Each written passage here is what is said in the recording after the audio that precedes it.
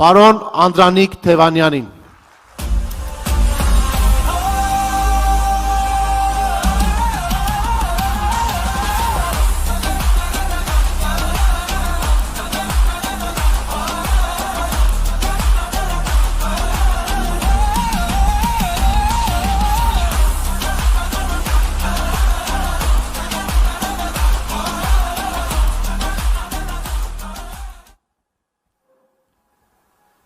Հարգելի հայրենակիցներ,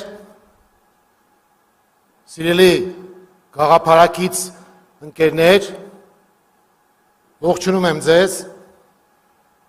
նախ շնորհավորում եմ պարոն Ծառուկյանին վերընտրության կապակցությամբ և կարծում եմ մենք հսկայական համատեղ աշխատանք ունենք անելու։ Մեր երկիրը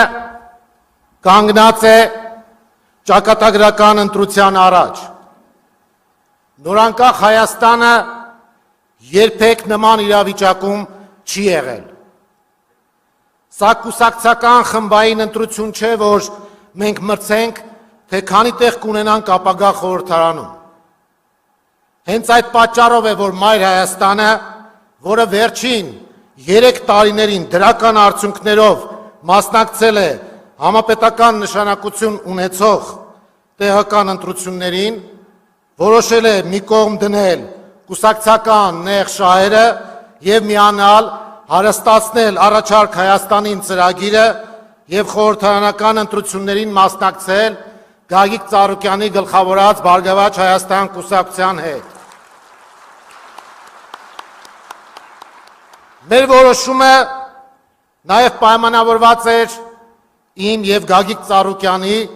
փոխադարձ վստահության ու հարգանքի վրա հիմնված երկար տարիների գործընկերային հարաբերությամբ։ Սա էլ կարծում եմ շատ կարևոր հանգամանք է քաղաքականության մեջ։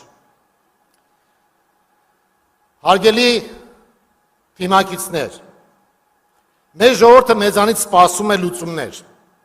ինչպես դուրս գալ այս խիստ վտանգավոր իրավիճակից։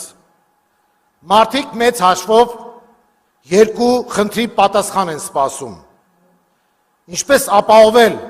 անվտանգություն և երաշխավորված խաղաղություն և երկրորդը ինչպես զարգացնել տնտեսությունը և հաստատել սոցիալական արդարություն։ Այս վերջինին մեր ժողովուրդը կարծում եմ մոտ 35 տարի սպասում է։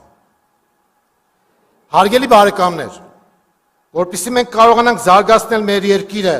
հաստատել արդարություն, նախ պետք է ապահովենք երկարատև և երաշխավորված խաղաղություն։ Մենք ժողովրդին ներկայանում ենք 10 առաջարկով,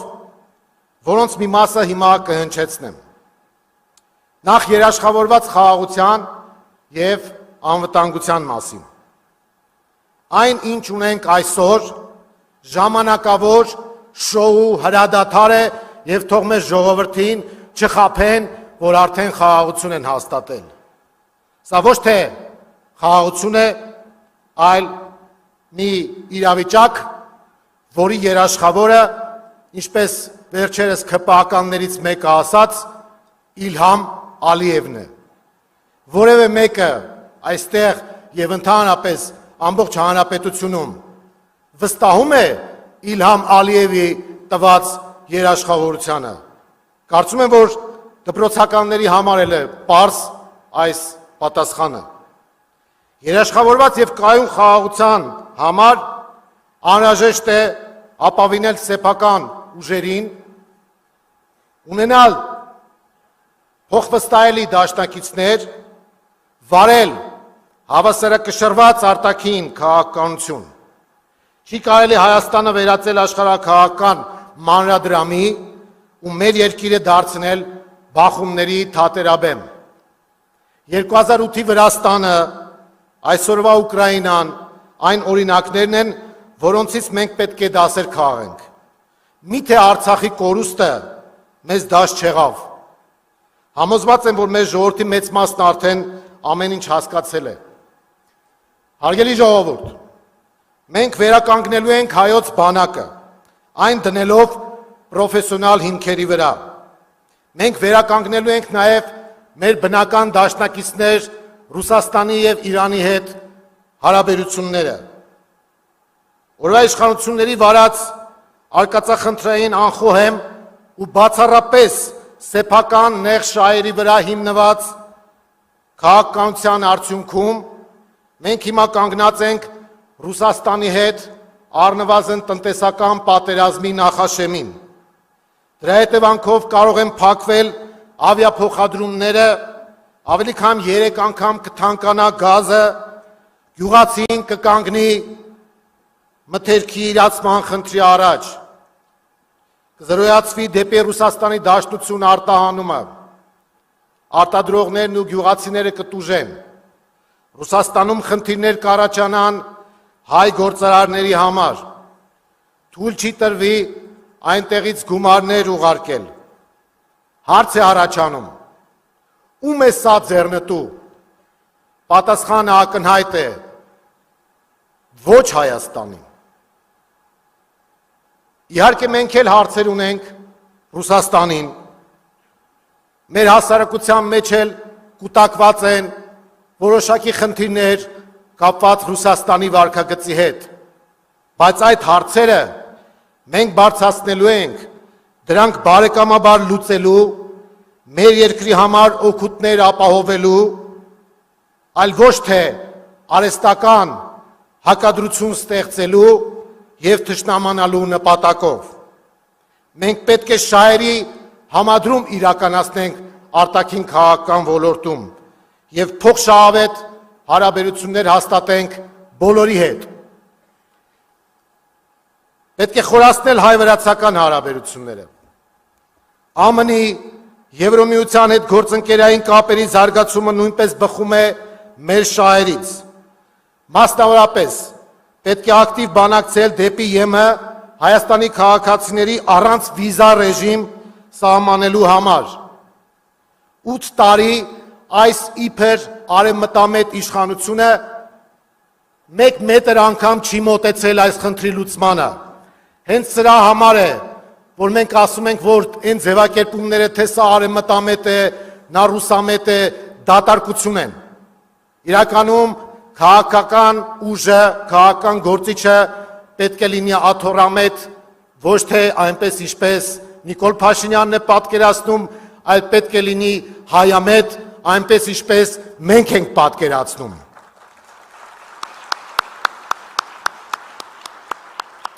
Չինաստանի, Հնդկաստանի, արաբական երկրների հետ կապերի զարգացումը հսկայական տնտեսական օգուտներ կարող է բերել։ Ինչով ենք մենք պակաս Վրաստանից, որն այդ երկրներից միլիարդավոր ներդրումներ է ստանում։ Ինչ վերաբերում է հայ-թուրքական հարաբերություններին, ապա մենք կողմ ենք միջպետական հարաբերությունների հաստատմանը առանց նախապայմանների։ Ինչ վերաբերում է հայ-ադրբեջանական հարաբերություններին, ապա մենք կողմ ենք խաղաղ կարգավորմանը եւ այս առումով մեր դիրքորոշումը հետեւյալն է։ Առաջին, հայ-ադրբեջանական սահմանի սահմանագծում եւ սահմանազատում ողջամիտ ժամկետներում, կոնկրետ քարտեզով եւ իրավական հիմքով։ Երկրորդ, ռազմագերիների անվերապահ վերադարձ որպես վստահության ձևավորմանն ու խաղաղ գործընթացին նպաստող կարևորագույն հարց։ Երրորդ, արցախցիների վերադարձի իրավունքի ապահովում միջազգային անվտանգության երաշխիքների եւ միջազգային գործընկերների մասնակցության ներքո։ Չորրորդ, հայ-ադրբեջանական հարաբերություններում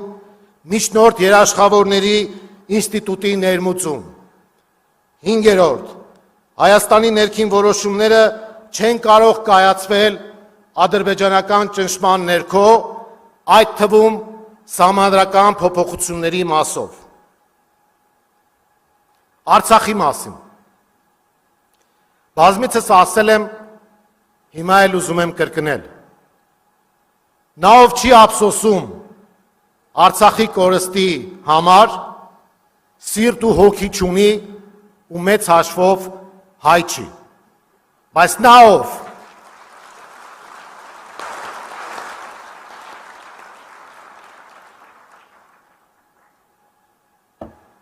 Բայց նա ով հայտարարում է, որ իշխանափոխությունից հետո վաղը անմիջապես վերադարձնելու է Արցախը, նա կամ խելք չունի, կամ արկածախնդիր է։ Մեր խնդիրը պետք է լինի նախ եւ առաջ Արցախից բռնահատ գաղթված մեր հայրենակիցների կողքին կանգնելը, եւ ես առաջարկում եմ ծափահարություններով ողջունենք մեր արցախցի քույրերին ու եղբայրներին։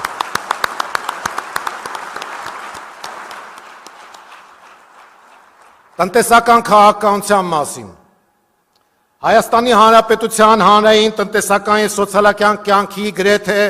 բոլոր ոլորտներում ներկայումս ձևավորվել է ճգնաժամային իրավիճակ, որի հաղթահարման համար անհրաժեշտ է իրականացնել նոր տնտեսական քաղաքականություն։ Մենք ունենք բոլոր հնարավորություններն առաջիկա 5 տարում ավելի քան կրկնապատկել համախառն ներքին արդյունքը։ Մրցունակ տնտեսությունը եւ հարկային ողջամիտ քաղաքականությունը ենթադրում են հետևյալ քայլերը. 10 մարզերում հարկերից ազատված 10 արդյունաբերական գոտի ստեղծել։ Առաջիկա 2 տարիների ընթացքում նվազագույն աշխատավարձը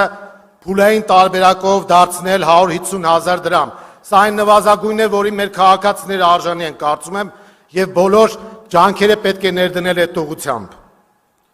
Տարեկան մինչև 60 միլիոն դրամ շրջանառության ունեցող միկրոբիզնեսի ներկայացուցիչները պետք է ազատվեն շրջանառության հարկից, այսինքն 0% հարկ միկրոբիզնեսի համար։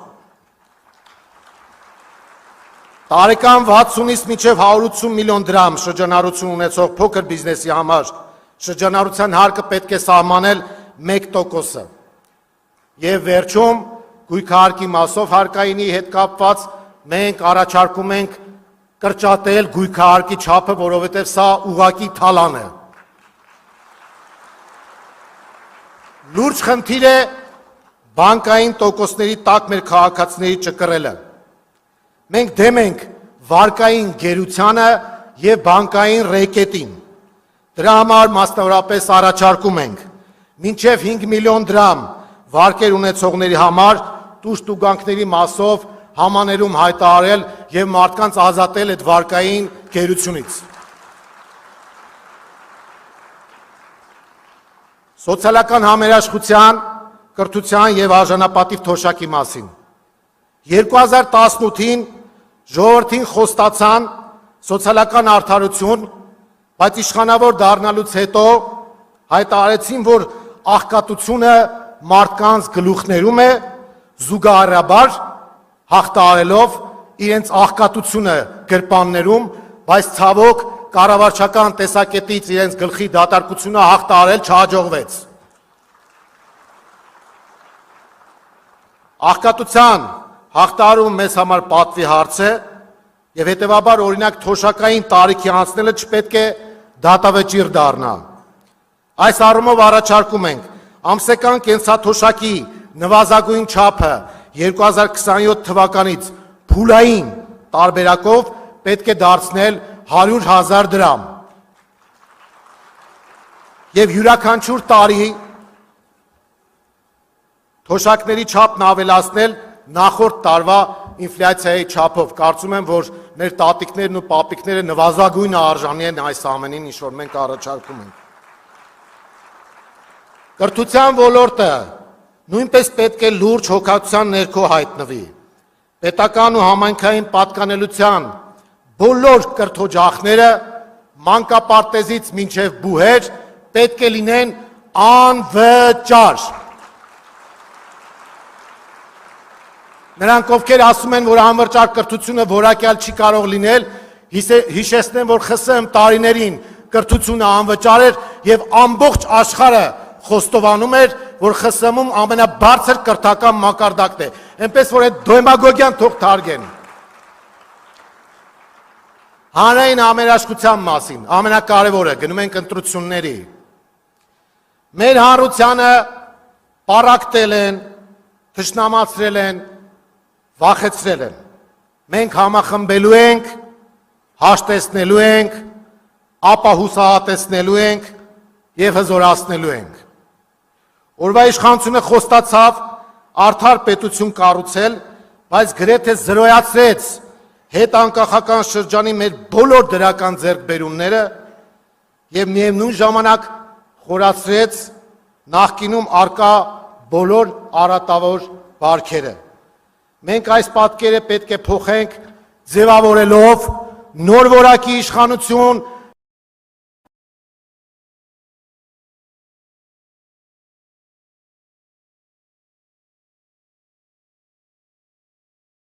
եւ նոր Հայաստան, նոր որակի Հայաստան։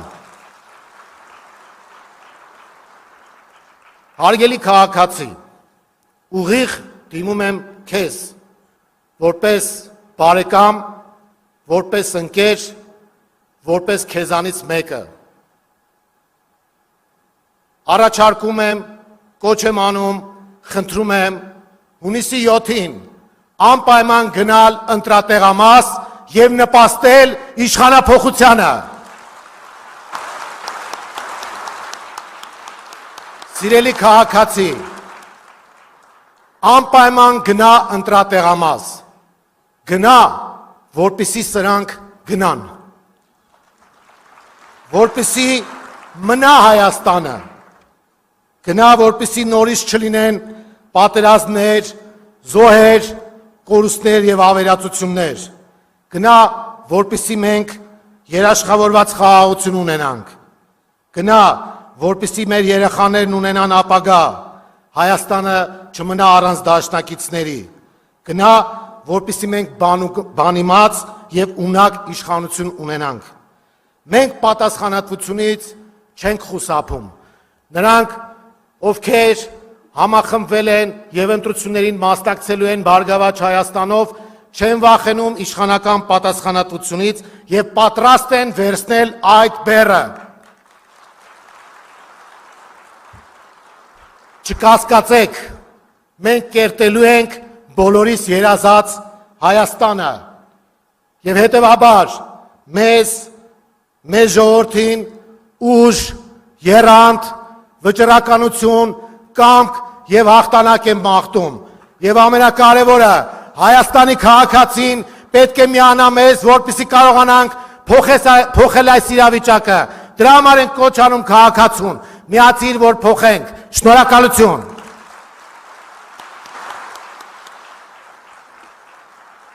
Շնորհակալություն, պարոն Թևանյան։ Ես ուզում եմ բեմ հրավիրել մարդու, ով կանգնած է առաջարկ Հայաստանին ծրագրի